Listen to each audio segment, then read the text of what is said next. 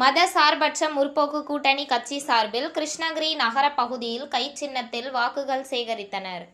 கிருஷ்ணகிரி சட்டமன்ற தொகுதியில் மத சார்பற்ற முற்போக்கு கூட்டணி கட்சி சார்பில் கிருஷ்ணகிரி சட்டமன்ற தொகுதியின் வேட்பாளர் செல்லக்குமாரை ஆதரித்து கை சின்னத்திற்கு வாக்கு சேகரித்தனர். இந்த வாக்கு சேகரிப்பின் போது முன்னாள் அகில இந்திய காங்கிரஸ் கமிட்டி உறுப்பினர் துரை என்கிற துரைசாமி தலைமையில் நடைபெற்றது. கிருஷ்ணகிரி சட்டமன்ற தொகுதியின் வேட்பாளர் செல்லக்குமாரை ஆதரித்து சிஎஸ்ஐ தேவாலயத்திலும் பங்கு தந்தையரை சந்தித்து கை சின்னத்திற்கு வாக்கு சேகரித்தனர்.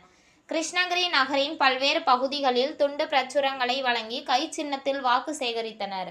இதில் மாநில அரசின் சாதனைகளை விளக்கியும் எதிர்வரும் காலங்களில் திமுகவின் தேர்தல் அறிக்கையும் விளக்கி கிருஷ்ணகிரி நகர வியாபாரிகளிடமும் பொதுமக்களிடமும் தீவிர வாக்கு சேகரிப்பில் ஈடுபட்டனர்.